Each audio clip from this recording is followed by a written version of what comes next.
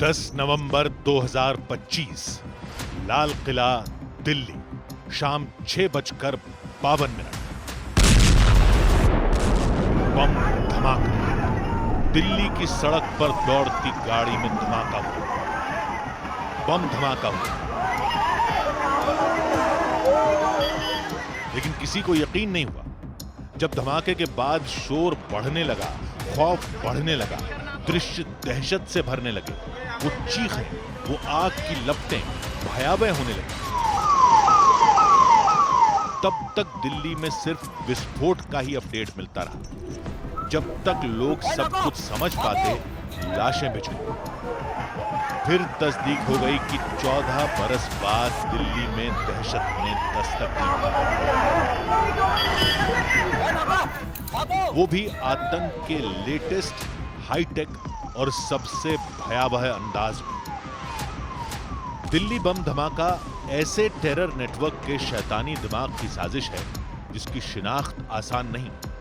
ये सभी ऐसे व्हाइट कॉलर आतंकी हैं जिन्होंने खून खराबे की ट्रेनिंग से पहले अच्छी तालीम ली है।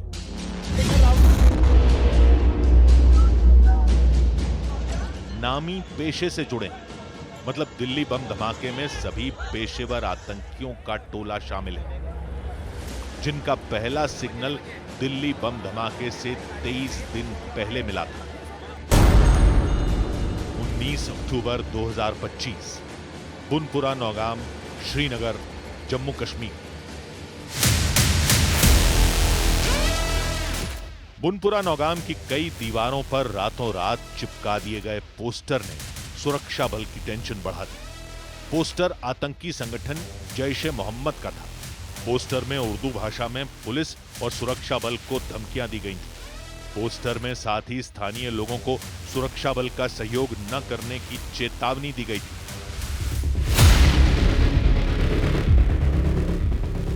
पुलिस की मुस्तैदी से दहशतगर्दों की कायराना करतूत सीसीटीवी कैमरे में रिकॉर्ड हो गई।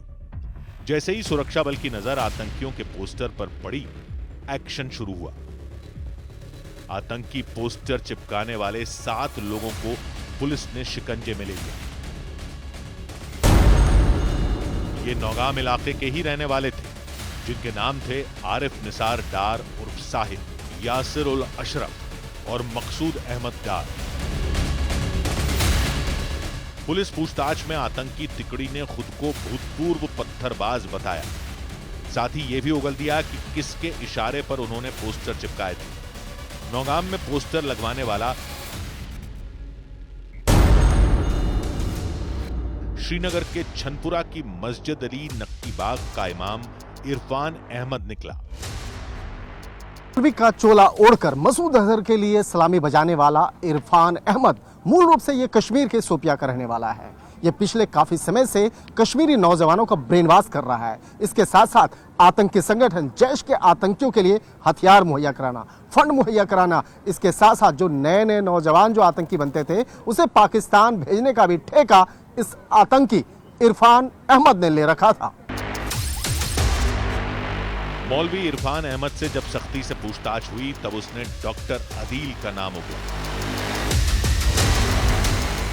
दोनों अनंतनाग के मेडिकल कॉलेज में मिले थे, जहां पढ़ाई के बाद अदील नौकरी करता था। यहीं इरफान ने उसे पिस्तौल दी। मौलवी इरफान ने सुरक्षा बल को 3 नाम बताए। पहला डॉक्टर अदील अहमद राठा और दूसरा डॉक्टर मुजम्मिल अहमद गनाई उर्फ मुसाइब और तीसरा जमीर अहमद अंगर। आतंकियों के नेटवर्क से जुड़े इस मामले में जब तफ्तीश का दायरा आगे बढ़ा तो पता चला कि कुलगाम के बानपोरा का रहने वाला डॉक्टर आदिल अहमद वो कुलगाम से निकलकर उत्तर प्रदेश पहुंचता है। उत्तर प्रदेश में सहारनपुर में जाकर के वहां नौकरी कर रहा होता है और उससे जुड़े हुए तमाम मामलों की जानकारी को इकट्ठा करने के बाद इस मामले में जम्मू कश्मीर पुलिस ने इस मामले की तमाम जानकारियों को सहारनपुर पुलिस को दिया। इसके साथ साथ उत्तर प्रदेश पुलिस की अन्य जो जांच एजेंसियां हैं उसको भी इस मामले पे जानकारियों से अवगत कराया गया। उसके बाद तत्काल प्रभाव से आदिल अहमद को गिरफ्तार कर लिया गया। जब उसकी गिरफ्तारी होती है तो उससे जब पूछताछ की जाती है तो उसके बाद इस मामले में पूरे आतंकियों के नेटवर्क से जुड़े हुए काफी महत्वपूर्ण जानकारी निकल के सामने आती है, जिसके बाद इस मामले पर एक बड़ा खलबली मच जाता है। डॉक्टर अदील ने पूछताछ के दौरान यह भी कबूल किया कि उसके पास एक AK-56 राइफल है जो उसने अनंतनाग गवर्नमेंट मेडिकल कॉलेज के लॉकर में छुपाकर रखी हुई थी। पुलिस ने उस राइफल को बरामद कर लिया। अदील अहमद से पूछताछ में डॉक्टर मुजम्मिल का ठिकाना भी पुलिस को मिला। डॉक्टर मुजम्मिल अहमद श्रीनगर से हरियाणा के फरीदाबाद आकर अल फलाह यूनिवर्सिटी में नौकरी कर रहा था। फरीदाबाद में डॉक्टर मुजम्मिल ने व्हाइट कॉलर आतंकियों का मुख्यालय बना रखा था और जिसमें रेड्स के दौरान यहाँ पे लगभग 360 kg के आसपास इन्फ्लेमेबल मटेरियल है जो कि संभावित अमोनियम नाइट्रेट है। सूत्रों के मुताबिक बम धमाके में जिस ड्राइवर की पहचान डॉक्टर उमर नबी उर्फ उमर मोहम्मद के रूप में हुई है, उसका जन्म 24 फरवरी 1989 को हुआ था। डॉक्टर उमर नबी जम्मू कश्मीर के पुलवामा के कोयल का रहने वाला था। आरोपी डॉक्टर उमर के पिता का नाम गुलाम नबी भट्ट और मां का नाम शमीमा बानो है। स्पॉट पे हूँ जहाँ पे ये उनका घर है डॉक्टर उमर का, और यहाँ पे हालांकि उनके बाकी रिश्तेदार रहते हैं। 2 भाइयों को फिलहाल पुलिस ने डिटेन किया, मदर को पुलिस ने डिटेन किया। तरीके से उमर का नाम आया है, डॉक्टर उमर का नाम, वो कोयल पुलवामा के रहने वाले हैं और बताया जा रहा है कि GMC श्रीनगर से उन्होंने MBBS किया और पहले यहाँ पे वो काम करते थे और उसके बाद जो है वो बाहर फरीदाबाद में गए और वहाँ पे वो काफ़ी देर तक रहे हैं। पुलवामा में डॉक्टर उमर के परिवार में 2 भाई आशिफ नबी और जहूर नबी और एक बहन सबरीना नबी। वो ज्यादा बातें भी नहीं करता था, बस अपने काम में मशगूल रहता था। कुछ लेकिन ये मतलब आज की एक्टिविटी नहीं है, वो आज हमारे साथ ज्यादा बातें नहीं करता। वो तो पहले से ऐसा बंदा था, खाली नमाज कुरान बस। वो मतलब आप इमेजिन नहीं कर पाओगे कि वो ऐसा बंदा भी ऐसा कर सकता है। इमेजिन नहीं कर पाओगे। पुलिस कब आई आपके पास और क्या कुछ कहा पुलिस ने कल आपसे? कुछ भी नहीं कहा, उन्होंने उनको ले लिया, बोला कि हमें थोड़ी सी पूछताछ करनी है, बस नथिंग मोर। उससे ज्यादा कुछ नहीं कहा उन्होंने। सबों को ले गए, अभी मामा को ले गए, बोला उससे उसके साथ बात करनी है। मैंने कहा चलो कोई बात। उमर नबी इनक्रिप्टेड टेलीग्राम चैनलों पर सक्रिय कट्टर डॉक्टर ग्रुप का सरगना बताया जा रहा है। डॉक्टर उमर के इलेक्ट्रॉनिक डिवाइस और डिजिटल चैट्स की जांच जारी है। फरीदाबाद में जिस अड्डे से टेरर नेटवर्क चलाया जा रहा था वो हाफिज इश्तियाक का है। पुलिस ने हाफिज इश्तियाक को भी हिरासत में ले लिया है और उससे पूछताछ चल रही है। वहीं एक गाड़ी की मिस्ट्री सुलझने के बाद जैश की महिला विंग की सरगना भी शिकंजे में फंस गई है।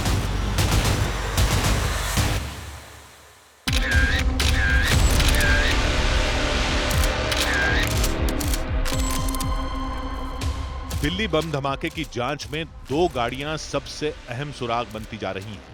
एक को बम धमाके के स्पॉट पर देखा गया, दूसरी अल फलाह यूनिवर्सिटी कैंपस से कब्जे में ली गई। डॉक्टर मुजम्मिल की ये गाड़ी उसकी कथित गर्लफ्रेंड शाहीन सईद के नाम पर है। शाहीन सईद को पुलिस ने गिरफ्तार कर लिया है।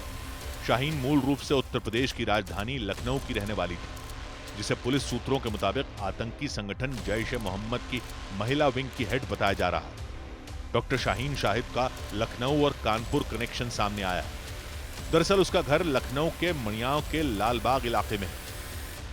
फरीदाबाद मॉड्यूल जैसे ही बर्स्ट हुआ उसमें नाम सामने आया डॉक्टर शाहीन का। डॉक्टर शाहीन फिलहाल गिरफ्तार है। AK-47 के साथ गिरफ्तारी हुई थी और जहां पर मैं मौजूद हूं लखनऊ के लालबाग में, यहीं की डॉक्टर शाहीन रहने वाली है। मैं आपको तस्वीरें दिखाऊं तो इसी में उनका घर है अंदर, और बताया ये जा रहा है कि उनकी गिरफ्तारी के बाद जो है डॉक्टर परवेज की तलाश हुई। UP ATS और जम्मू कश्मीर पुलिस ने ज्वाइंट तरीके से रेड किया। डॉक्टर परवेज अंसारी जो कि मड़ियाओं के में रहने वाले हैं, मड़ियाओं के, लखनऊ के मड़ियाओं के, और फिलहाल इसी गली के अंदर जो है डॉक्टर शाहीन का घर है।